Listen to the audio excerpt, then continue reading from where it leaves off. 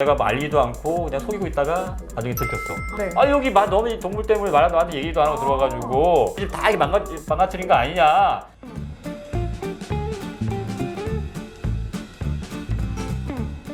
안녕하세요, 신신당부의 신중호 변호사입니다.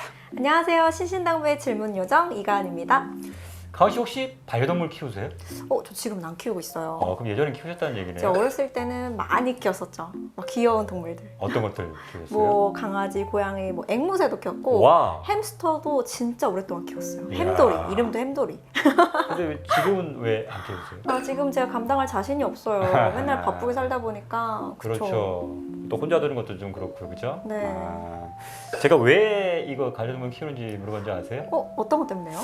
지난 4월 농림축산식품부가 발표한 2020년 동물보호에 대한 국민의식 조사 결과가 나왔는데요. 네. 그에 따르면 전국의 65세 미만 성인 5,000명을 대상으로 진행된 온라인 패널 조사에서 응답자의 27.7%가 반려동물을 키우고 있다고 그래요. 27.7%면은 이제 10명 중에 거의 3명꼴로 이제 반려동물을 키운다는 거잖아요. 그렇죠. 제 지인들만 봐도 주변에 막 집사님들이 엄청 많아요. 그렇죠. 요즘 특이도 많아지신 것 네. 같아요. 네. 다 교회 다니시는 줄 알았어요. 집사람 불러가지고. 뭐 고양이 집사님, 그러네. 뭐. 우리 식집사도 있고. 네, 식집사. 그러니까 뭐 저도 뭐 식물을 좋아하긴 하는데 집사라는 이름이 좀 많이 불리고 있죠. 예. 놀랐어요. 그래서 이를 바탕으로 해가지고 전국에서 반려동물을 키우고 있는 가구 수를 이제 추정해 보니까 네. 대략 약 638만 가구. 야, 엄청 많다.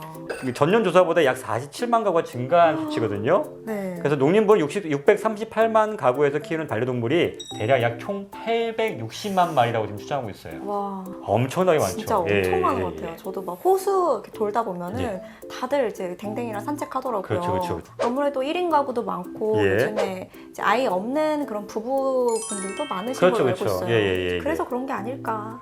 맞아요. 들어요. 네. 근데 현실적으로 이제 반려복 동물을 키우시는 분들이 하는 가장 큰 고민이 있어요. 어떤 거요? 뭔지 혹시 아시나요?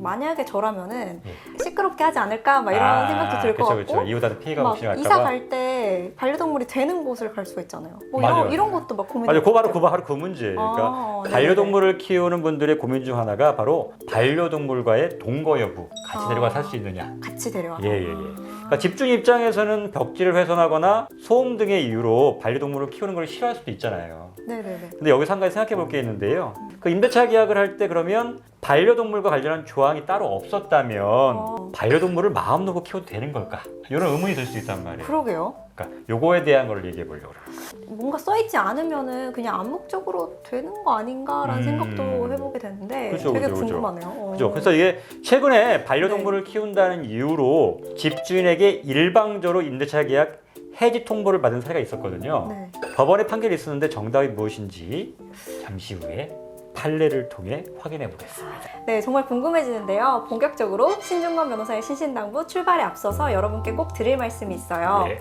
구독, 좋아요, 댓글은 신신당부에 아주 큰 힘이 됩니다. 아직까지 구독하기 누르지 못하신 분들 구독하기는 공짜니까요. 지금 바로 눌러주세요. 예, 부탁드릴게요. 그 신신당부는 소통하는 방송인 거 아시죠? 여러분의 법적인 궁금증, 그다음 방송에 대한 칭찬, 평가 등 그 어떤 이야기라도 좋습니다. 댓글도 많이 남겨주세요. 네, 변호사님. 아까 예. 예고해주신 이제 반려동물을 키운다는 이유로 예. 집주인에게 일방적으로 임대차 계약 해지 통보를 받은 사례의 사실관계부터 좀 말씀해주세요. 예, 그럼 간단하게 말씀을 드릴게요. 그 세입자 A 씨가 보증금 2억 원, 2년짜리 전세 계약을 집주인인 B 씨와 체결하고 계약금 4천만 원을 지급했어요. 네. 근데 뒤늦게 집주인 B 씨는 A 씨가 반려견 3마리를 키운다는 사실을 알게 됐어요. 그러니까 B 씨는 어떻게 했냐면 반려동물을 키우는지 모르고 계약했다. 동물과 함께 산다면 주택을 인도할 수 없다. 그러면서 이제 계약금을 다시 돌려줄 테니까 수령할 계좌번호를 알려주지 않으면 그냥 돈을 공탁하겠다. 이렇게 얘기를 했어요. 그때 A 씨가 어떻게 했냐면 임대차 계약서에 반려동물에 관한 특별 조항이 없지 않냐. 일방적인 계약 취소는 부당하다. 그러니까 계약 파기로 인한 책임을 지는 걸로 해서 기존 계약금 4천만 원에다가 손해배상 4천만 원 같이 지급하라. 이러면서 손해배상 청구 소송을 제기했어요. 그럼 이제 소송이 계속 진행 중인 거예요? 이미 1심 판결이 나왔어요. 어떻게 됐어요? 예. 그래서 소송 진행해서 어떻게 주장했냐면 이 집주인 B 씨가 이 주택 상태에 영향을 주는 반려견과 함께 입주한다는 사실을 미리 고지하지 않은 A씨 행동이 계약상 고지 의무 위반이다. 그러니까 나한테는 손해배상 의무가 없다 이렇게 주장을 했고요.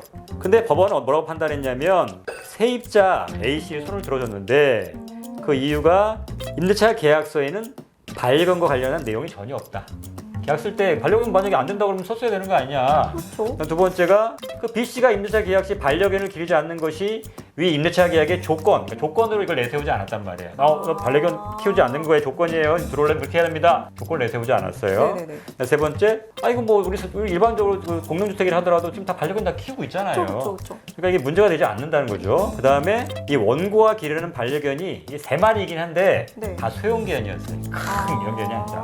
이런 걸 들어가지고 A씨한테는 이걸 미리 알릴 만한 의무가 없다라고 하면서 네. 근데 일방적으로 이제 계약을 해지했잖아요. 상대방 네네네네. 집주인이. 네. 거기에 대한 손해배상으로 1심 판결에서는 500만 원을 배상하라는 판결이 선고됐고 2심 판결에서는 금액이 높아졌어요.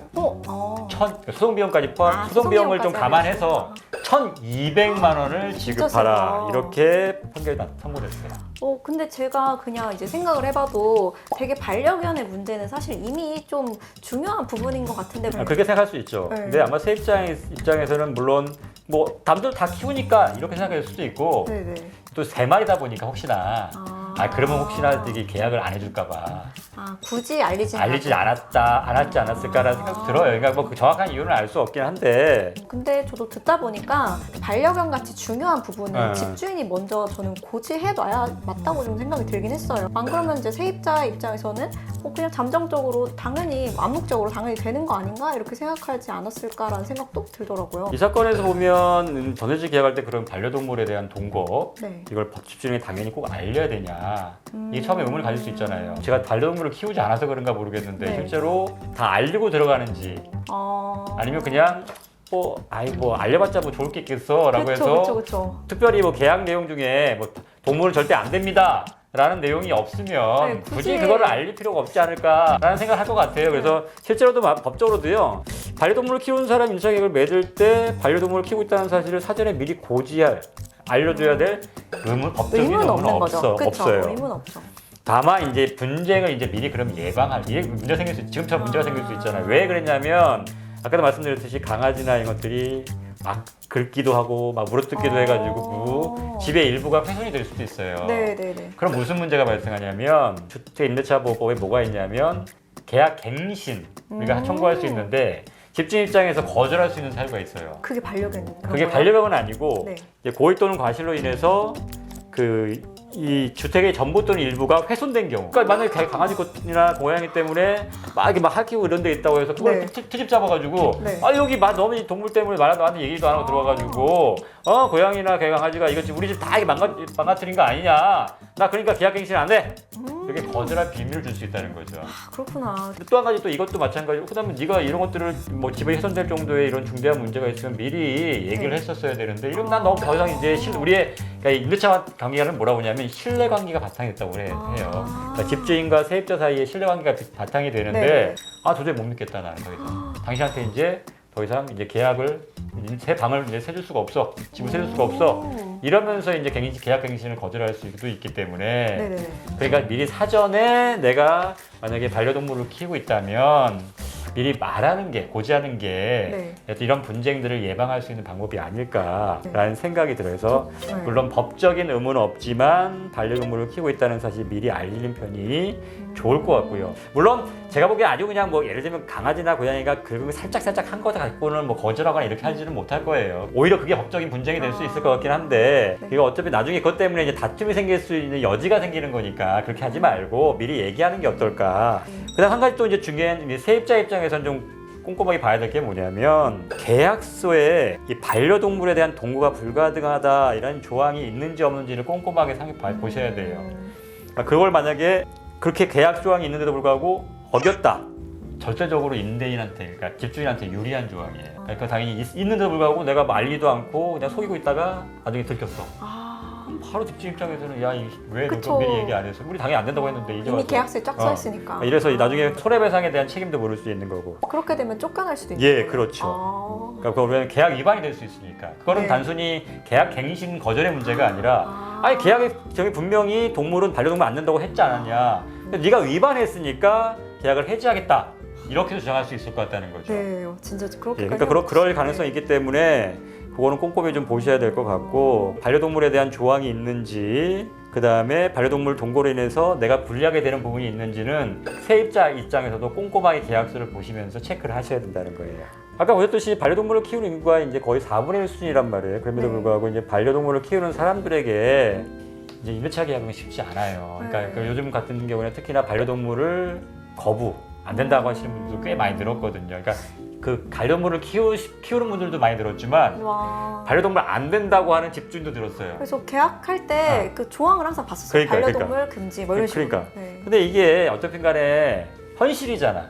이걸 네. 어떻게 외면한다고 될 문제는 아니고. 그러니까 맞아요. 임대인과 임차인 서로 간에 조금씩 양보를 해서 이게 원만하게 해결될 수 있도록 해야 되고 그래야 뭐 법적으로 가서 뭐 이걸 따져야겠다 이렇게 생각하는 것보다는 서로 간에 조금씩 양보해가지고 모두가 만족할 만한 한 마리 정도까지는 뭐 허용한다든가 아니면 뭐 예를 들면 뭐가 있을까요? 뭐 소형견이 한다. 소형견이 한다든가 아니면 확실하게 그러니까 그 소음이 많이 발생하지 않게 좀 조심한다든가 만약에 훼손된 부분에 대해서는 당연히 그 세입자가 전적으로 다 책임지는 정도의 그런 조항을 넣어가지고 키울 수 있게 하되 다 세입자한테도 어떤 간에 그 의무를 좀 부과해가지고 각별히 좀 조심할 수 있게 하면 그런 문화가 점점 그러면 이제 반려동물에 대해서도 좀 더 너그러운 마음을 가질 수 있지 않을까. 맞아요. 그러면 이제 다음에 집을 더 구하기도 그만큼 더 쉬워지는 거고. 뭐 대저수로 나가서 그냥 딴 데 가야지 이렇게 생각한다 그러면 분명히 딴 집 가서도 구하기가 쉽지 않을 거란 말이에요. 그 반려동물 있는 집 그 받으면 나중에 정말 고생하고 집 다 망가진대. 이런 소문이 나버리면 집주인 입장에 힘들죠. 당연히 집을 안 넣을 거 맞아요. 아니에요. 어떻게 관리를 하고 어떻게 자기가 의무를 다하느냐에 따라서 그 반려동물과의 생활이 좀 더 편하고 행복해질 수 있으니까 그런 부분도 조금은 신경 쓰셔야 하지 않을까. 그러니까 반려동물을 키우는 거는 권리이기도 하지만 네. 그에 따른 어떤 의무들도 다 충실하게 이행을 해야지만이 그 어떤 뭐 분쟁도 막을 수 있을 뿐만 아니라 본인에 있어서도 좀 더 집을 구하거나 이런 데 있어서 좀 더 편하게 할 수 있는 방법이 되지 않을까라는 생각이 듭니다. 네, 오늘 정말 많이 배운 것 같아요. 예, 예. 반려동물에 대해서. 예. 네, 오늘 준비한 내용은 여기까지입니다. 네, 그 누구에게도 말하지 못했던 법적인 고민이 있으신 분들은 정말 주저하지 마시고 신신당부 공식 메일로 보내주세요. 예, 모든 고민은 익명으로 처리해드리니까요. 부담 갖지 마시고 사연 많이 보내주세요. 앞으로도 유익한 정보 다양하게 전해드리는 소통하는 방송 되도록 노력하겠습니다. 지금까지 함께해 주신 여러분 감사합니다.